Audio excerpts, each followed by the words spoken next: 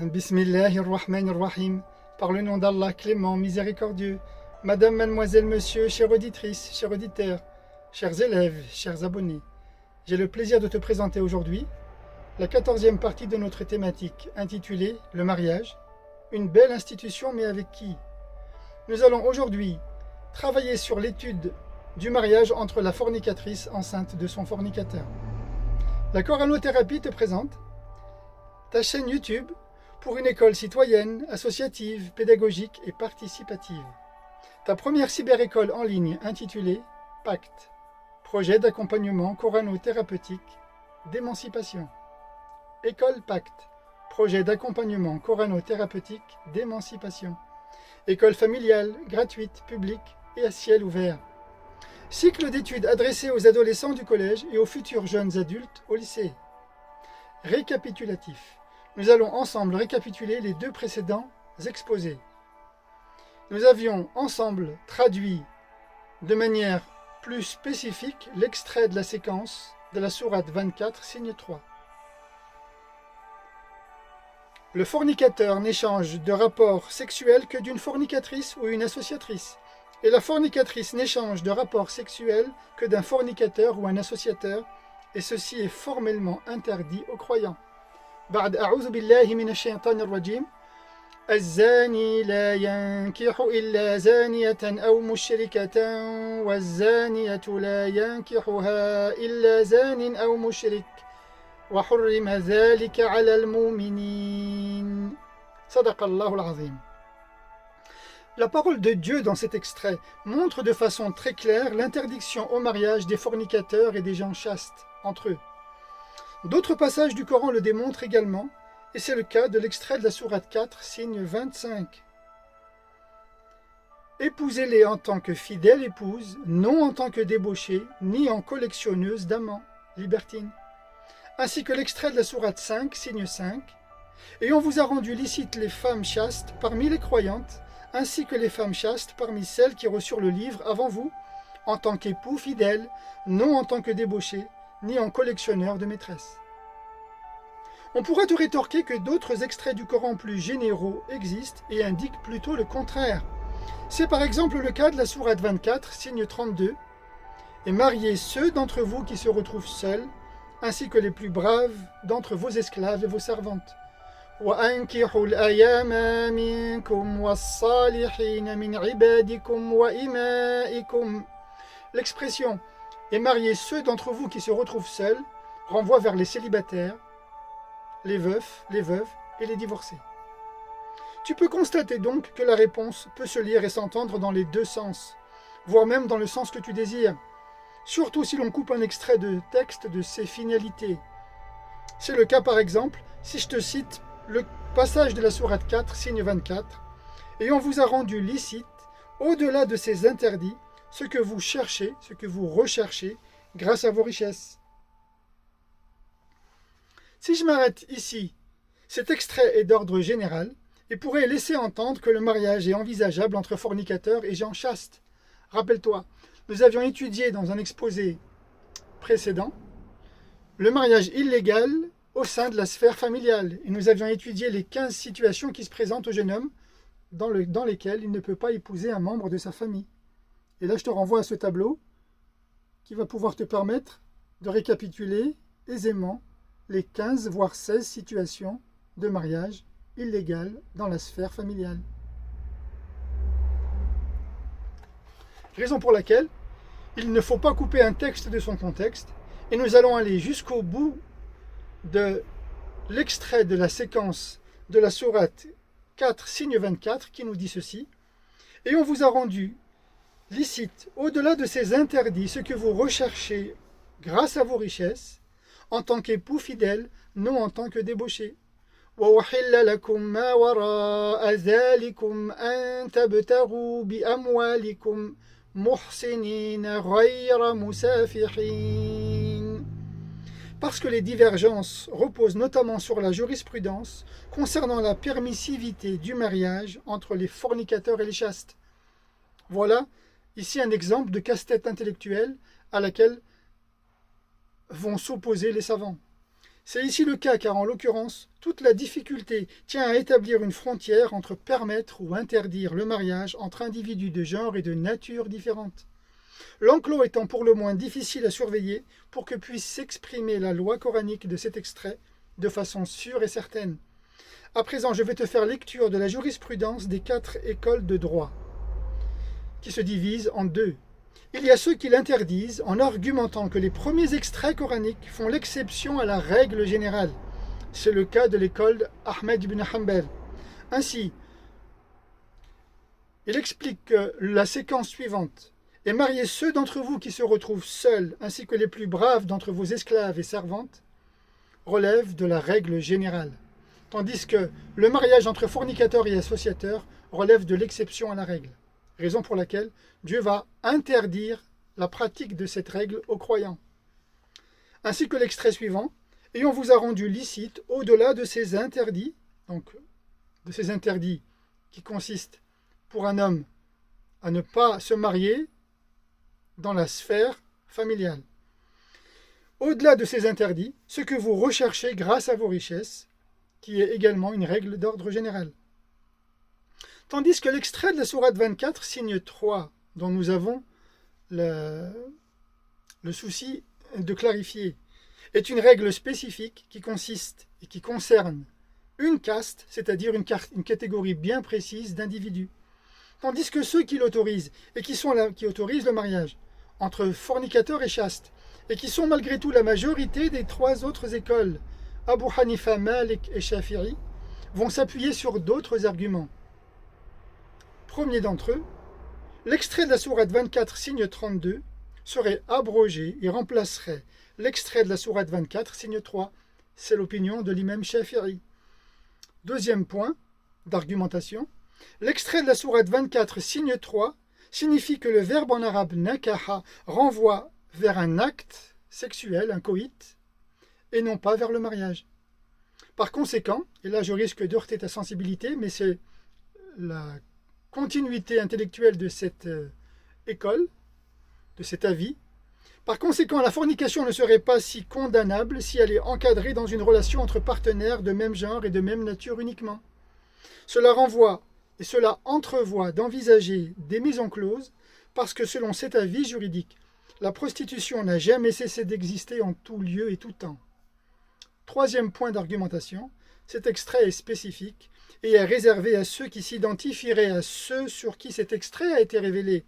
Et en cela, la pratique est odieuse et préjudiciable, comme le rappelle Malik.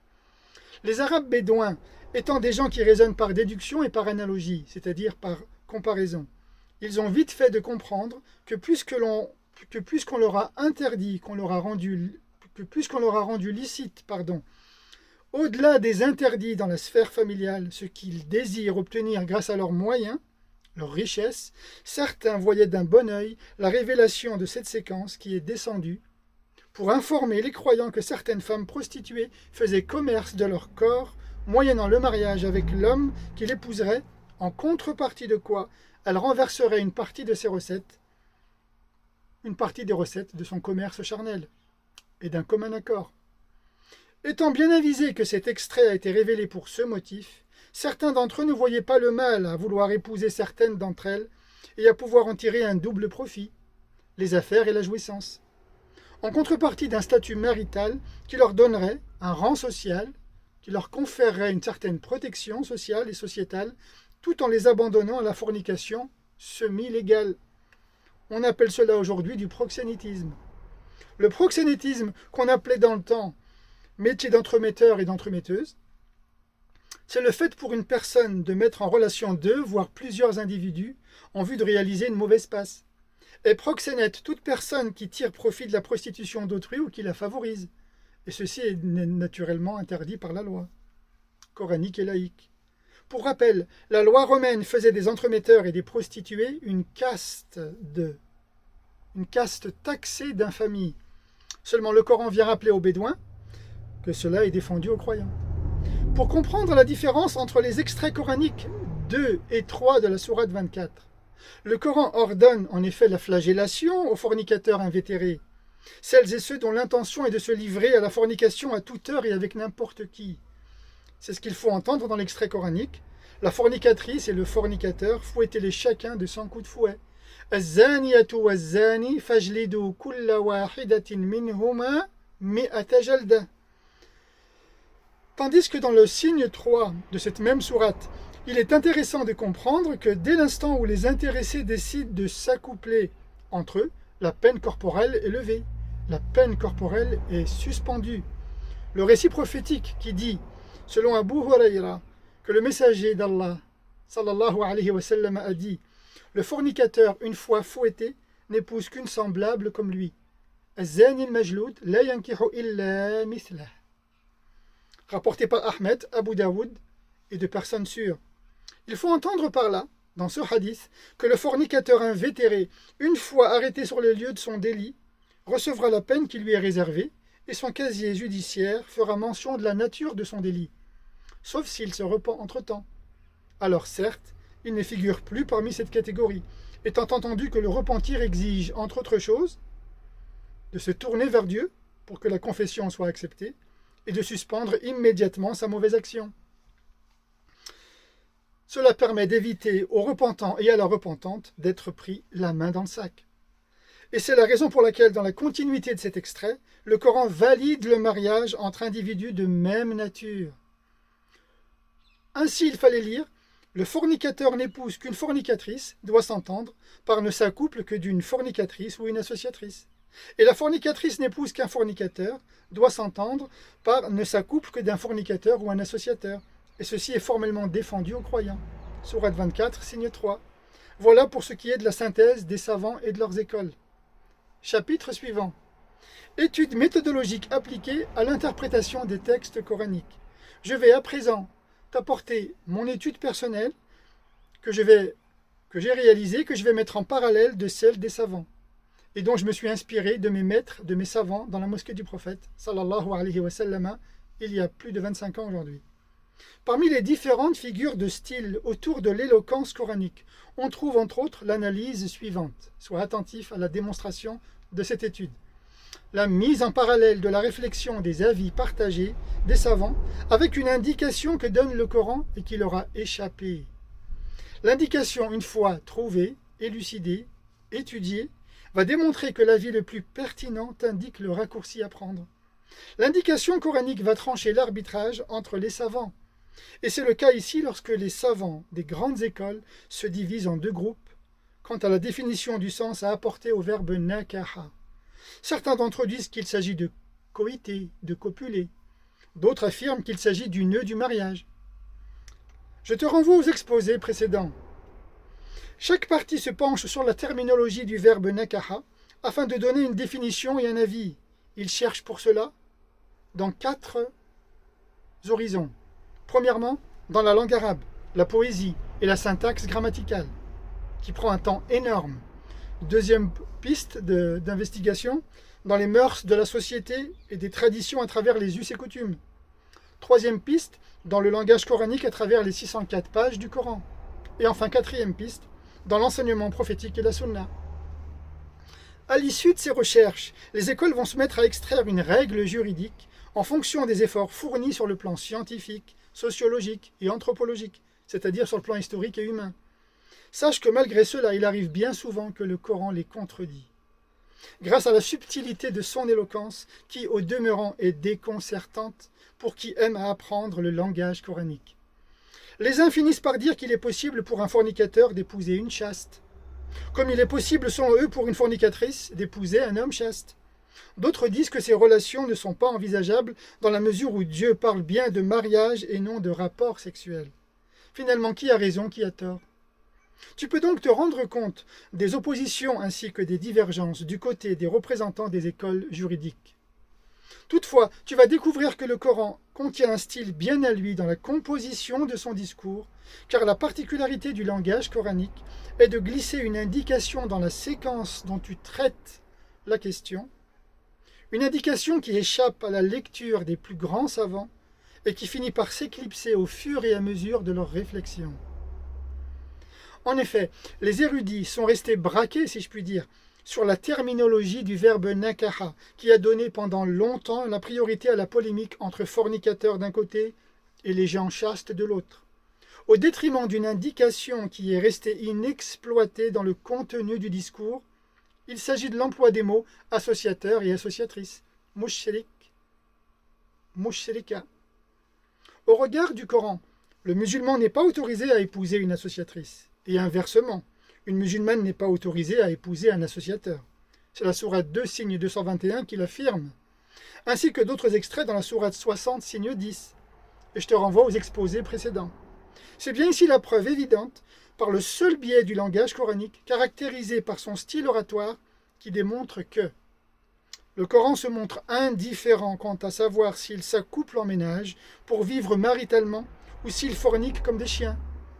Ils agissent en personnes émancipées, c'est-à-dire libres et en leur âme et conscience. Libres à eux de copuler entre fornicateurs, fornicatrices, musulmans, musulmanes, peu importe.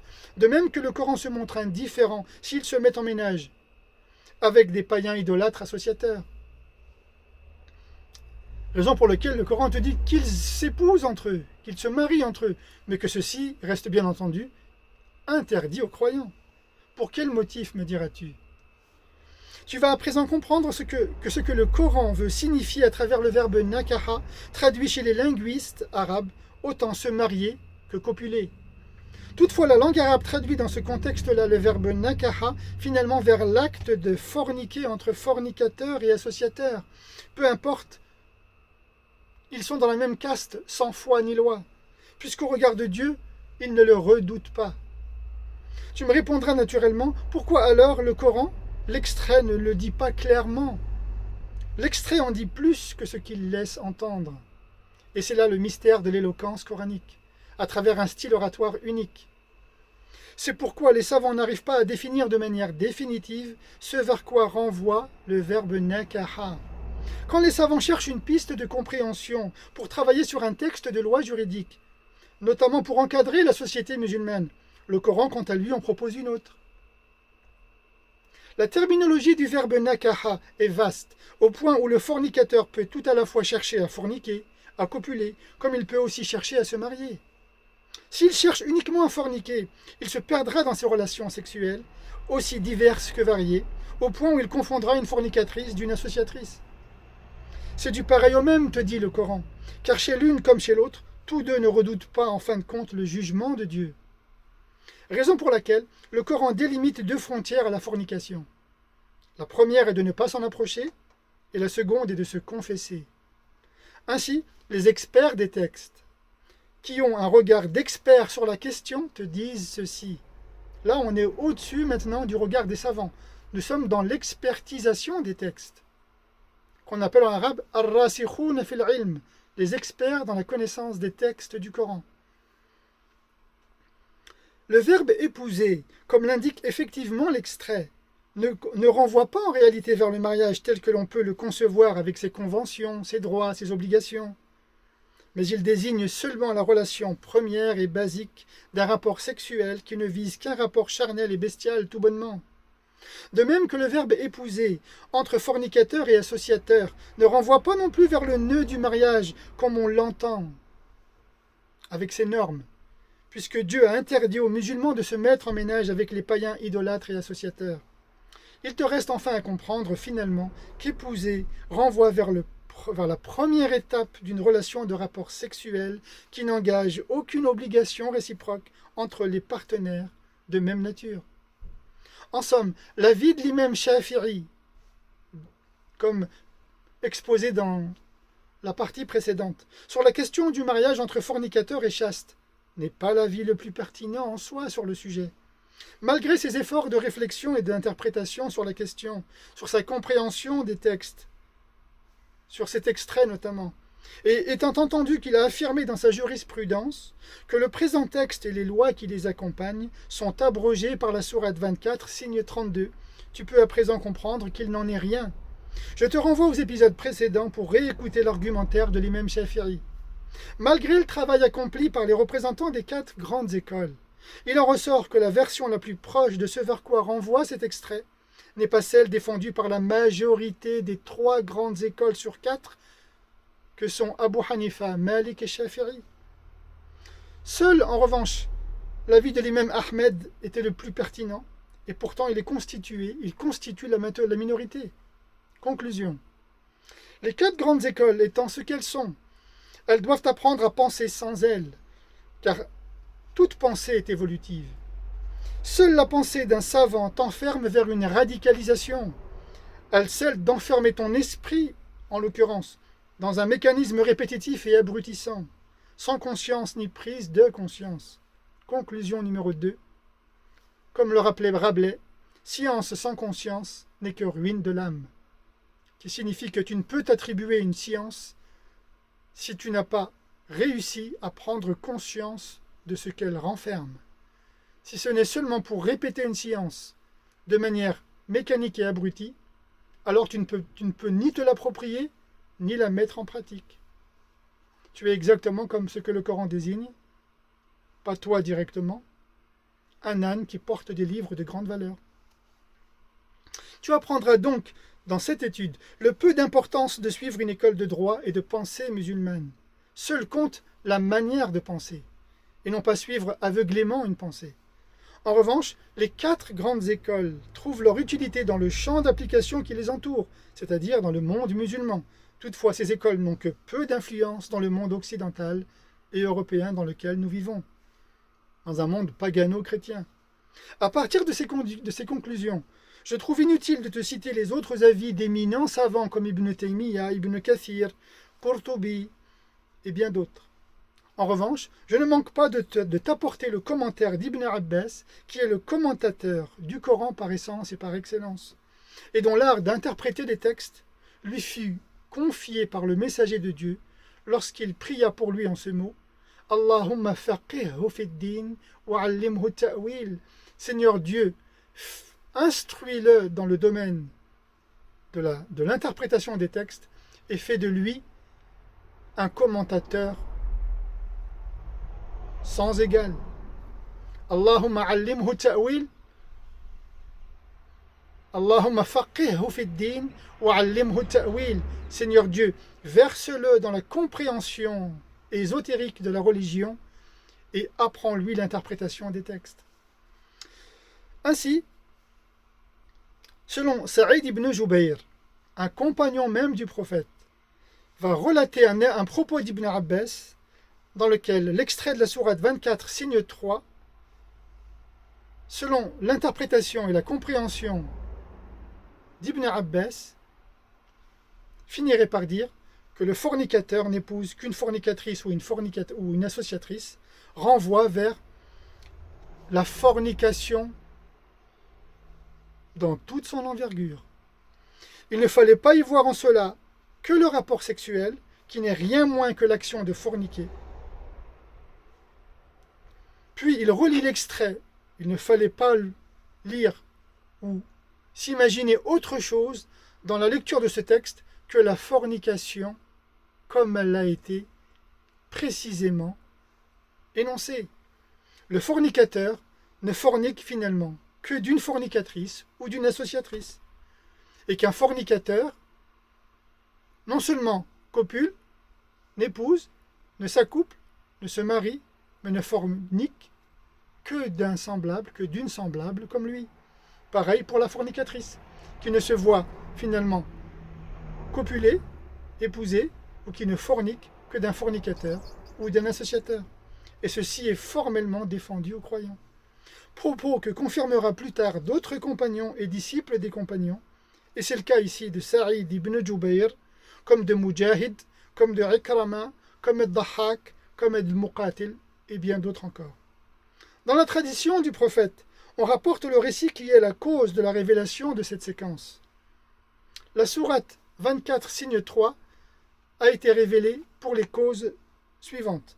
Un homme qui conduisait des prisonniers à la Mecque s'éprit d'une amie à lui qui n'était rien moins qu'une prostituée en activité et qu'on appelait Inerq. Toujours est-il qu'il alla demander la permission au messager d'Allah de la marier avec elle. Mais le prophète s'émut dans un silence, puis la révélation s'exprima et descendit en ces termes.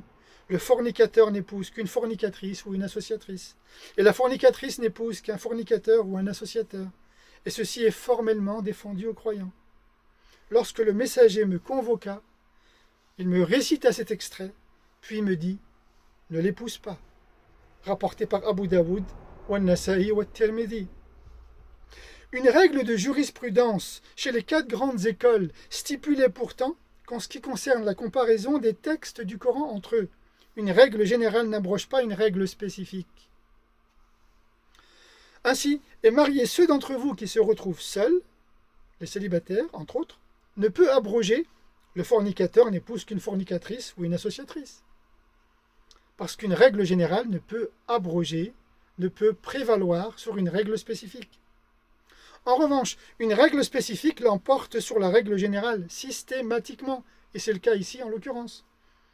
D'autre part, lorsque Dieu propose le mariage, il exige systématiquement le versement d'une dot, comme la permission des familles, et insiste sur le devoir de vivre de manière chaste et maritale. Et ce n'est pas ce que dénonce l'extrait de la sourate 24, signe 3. Raison pour laquelle le Coran défend aux croyants d'emprunter cette voie. Même lorsqu'il s'adresse aux servantes et aux domestiques. Le Coran n'oublie pas de rajouter « Et mariez ceux d'entre vous qui se retrouvent seuls, ainsi que les plus braves parmi vos esclaves et vos servantes. » وَأَنْكِحُوا الْأَيَامَ مِنْكُمْ وَالصَّالِحِينَ مِنْ عِبَادِكُمْ وَإِمَائِكُمْ. Je traduis « salihin » par les plus braves, parce que dans la terminologie et la définition du mot « brave », cela renvoie à la fois vers un être serviable, honnête, bon et obligeant. Des qualités qui s'opposent totalement à l'extrait que nous sommes en train d'étudier. Et c'est ce que Cheikh Mohammed al-Amin ibn Mohammed al-Mukhtar al-Shingiti affirme, rahmatullahi ta'ala alayna wa alayh, qui est l'un des plus grands enseignants dans la mosquée du prophète, et cela dès le début de la constitution du royaume d'Arabie.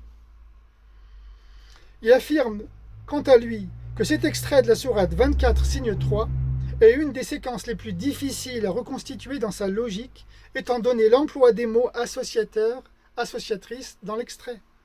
Le fornicateur n'échange de rapport sexuel que d'une fornicatrice ou une associatrice, et la fornicatrice n'échange de rapport sexuel que d'un fornicateur ou un associateur, et ceci est formellement interdit aux croyants. Pour clôturer sur l'étude méthodologique appliquée à l'interprétation des textes coraniques, l'extrait en question ne pouvait pas se permettre d'envisager le mariage selon son bon usage et ses conventions pour au moins 3 motifs. Premier motif, à cause du rajout des mots associatrice et associateur dans la séquence. Deuxième motif, parce que cet extrait ne peut être abrogé par une autre séquence, car il contient une règle spécifique adressée aux fornicateurs et aux fornicatrices. Et une règle générale n'abroge pas une règle spécifique, une règle d'exception. Et enfin, troisième motif, parce que cette sourate est d'origine médinoise, et c'est à Médine, en territoire musulman, et dans une société et un contexte islamique, que la loi s'exprime, et non à la Mecque, dans une société païenne et idolâtre. Chapitre suivant. La situation de la femme enceinte, à présent. De manière générale, il n'est pas permis d'épouser une femme enceinte dans ces 3 situations. Première situation, lorsque le mari répudie sa femme pendant sa grossesse, et qu'ils ne se sont pas réconciliés avant que survient l'accouchement. Le Coran va à présent s'exprimer dans un contexte de répudiation et de volonté de séparation. Et celles qui sont enceintes, la fin de leur échéance survient dès qu'elles accouchent.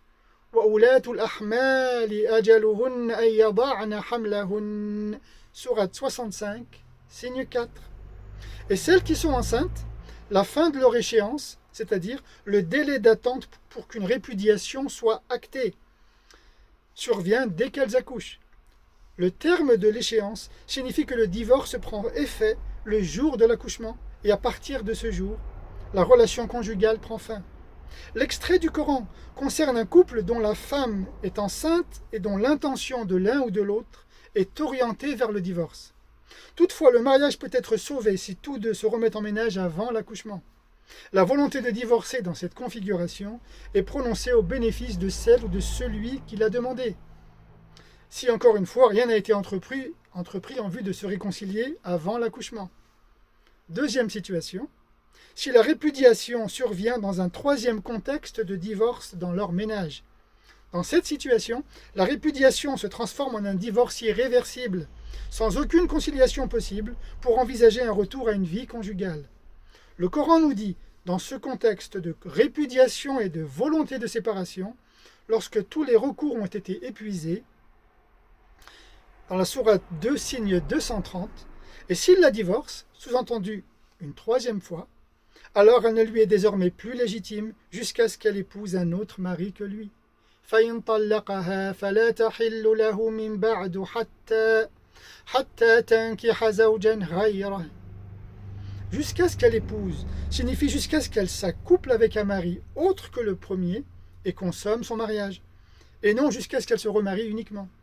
C'est la différence entre nakaha et tazawaja, entre se marier et épouser.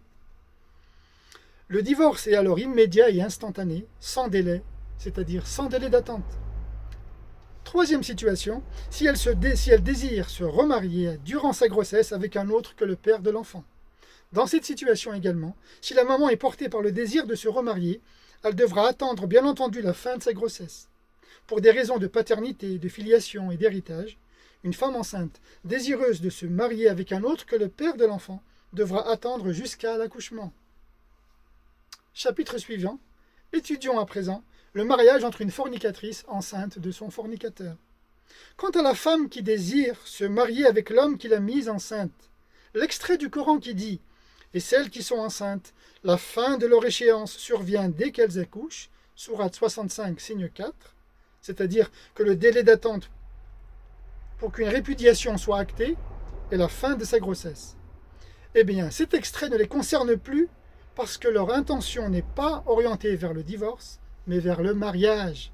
Et c'est là où un certain nombre d'imams ne font pas la distinction et commettent l'amalgame.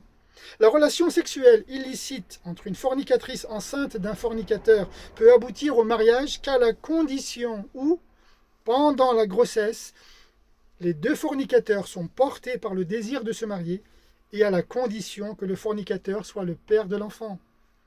Ils devront respecter une autre logique de procédure, comme l'indiquent les textes scripturaires, les textes coraniques. Premièrement, ils devront se repentir, sincèrement, fidèlement, se repentir de leurs péchés de façon sincère. Deuxièmement, exprimer des regrets, des remords sur ce qu'ils ont fait, sur ce qu'ils ont commis. Et troisième point, se promettre à chacun de ne plus le reproduire et de tenir leur engagement. Le repentir, l'expression de regret et la promesse de ne plus jamais revenir sur ce qui a été commis. À l'issue de leur confession, ils peuvent soit envisager de se marier ensemble, ou alors envisager de se séparer tout simplement. Et c'est la position de l'imam Shafi'i et de l'imam Abu Hanifa également. En effet, ils s'appuient sur des principes fondamentaux énoncés dans la Sunna et dans le Coran. Dans la Sunna, le hadith bien connu de tous, qui consiste à dire « Celui qui se confesse de ses fautes par un repentir ne porte plus le péché. » At-ta'ibu min az-zambi kama la zamba lah. Et dans le Coran, nous allons dans la sourate 25, signe 71, dans lequel nous trouvons le texte qui suit « Et quiconque se confesse vraiment, croit et accomplit une brave action, se tourne certes vers Allah repentant. وَمَنْ تَابَ وَآمَنَ وَعَمِلَ صَالِحًا فَإِنَّهُ يَتُوبُ إِلَى اللَّهِ مَتَابًا. Et quiconque se confesse vraiment, croit et accomplit une brave action, une action salvatrice, saine, se tourne certes vers Allah repentant. Nous avons aussi cet autre extrait du Coran dans la même sourate, sourate 25, signes 68 à 70, dans lesquels Allah dit ceci, « Et ceux qui n'invitent pas avec Allah à un autre Dieu et n'assassinent pas la vie qu'Allah a sacralisée, sauf de droit, et qui ne forniquent pas. Et quiconque agit de la sorte se rend coupable d'un péché. On lui décuplera alors son châtiment le jour de la résurrection, et il s'y éternisera couvert d'opprobre, à moins de se repentir, d'avoir foi, d'accomplir des actes salvateurs ceux-là, Allah transforme leurs mauvaises actions en bonnes, en récompenses. Allah est certes pardonneur, miséricordieux. والذين لا يدعون مع الله إلها آخر ولا يقتلون النفس التي حرم الله إلا بالحق ولا يزنون ومن يفعل ذلك يلقى أثاما يضاعف له العذاب يوم القيامة ويخلد فيه مهانا إلا من تاب وآمن وعمل عملا صالحا فأولئك يبدل الله سيئاتهم حسنات وكان الله غفورا رحيما. صدق الله العظيم. Ainsi les exégètes nous disent que le repentir aussi durable que sincère efface au regard de Dieu et dans l'au-delà crimes et délits. Question de bon sens. Si, comme l'affirme un certain nombre de savants musulmans, il est défendu pour le fornicateur repenti d'épouser la femme qu'il met enceinte, comme le prétend certains chiites et imams, explique-moi alors pourquoi le Coran te dit ceci. Le fornicateur n'épouse qu'une fornicatrice ou une associatrice, et la fornicatrice n'épouse qu'un fornicateur ou un associateur, et que ceci est formellement défendu aux croyants. Étude du vocabulaire du commentaire de texte. Finalement, l'emploi du verbe nakaha renvoie tout autant à l'action de se marier qu'à celle de copuler, de coïter. C'est l'emploi du démonstratif ceci qui permet de distinguer grâce à la subtilité du langage coranique ce que le Coran veut faire allusion lorsqu'il dénonce en l'occurrence ici, dans cet extrait, une relation malsaine d'une part et d'autre part une relation saine. Et c'est le démonstratif ceci, wa zalika, qui exprime clairement cette insinuation. C'est ce qui a conduit l'imam Malik, rahmatullahi ta'ala alayna wa alayh, à dénoncer cette relation comme une pratique odieuse et répréhensible. Question collatérale suscitée par une relation sexuelle hors mariage. On entend dire autour de nous que le bébé issu d'une procréation entre fornicateurs ne porte pas le nom de son père. Est-il vrai que son père n'est pas son tuteur légal?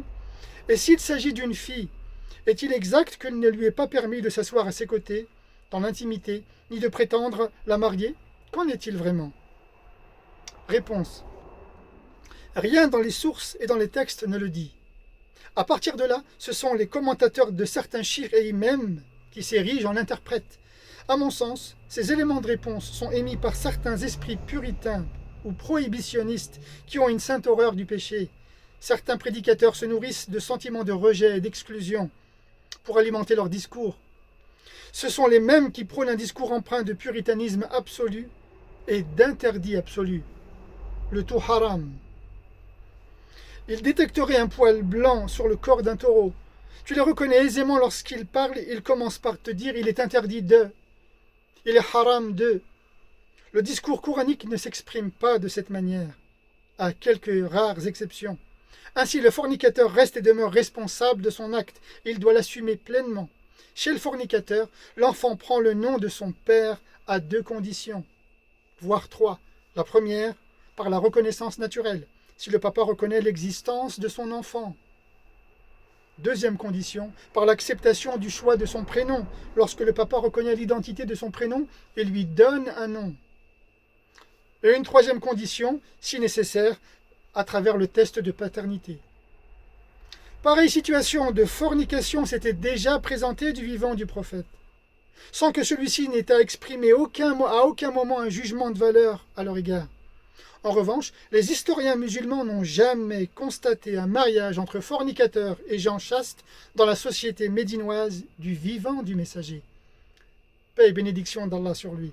On pourra rajouter la parole du messager qui a pour enseignement d'éviter les jugements de valeur, les préjugés, les amalgames et les stigmatisations. Lorsque le prophète nous demande d'apprendre ceci, les actes ne valent que par leurs intentions. Innamal a'malu binniyat wa innama likulli imri'in ma nawa. Les actes ne dépendent que de leurs intentions et chacun recevra selon ses intentions. Voilà tout ce que j'avais à te dire dans le développement de cet exposé.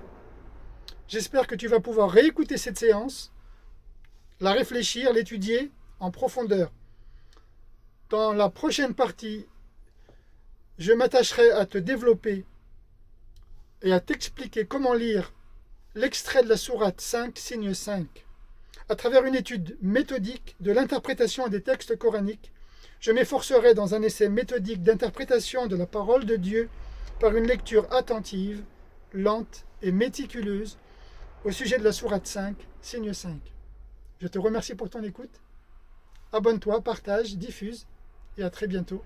Wassalamu alaikum wa rahmatullahi wa barakatuh.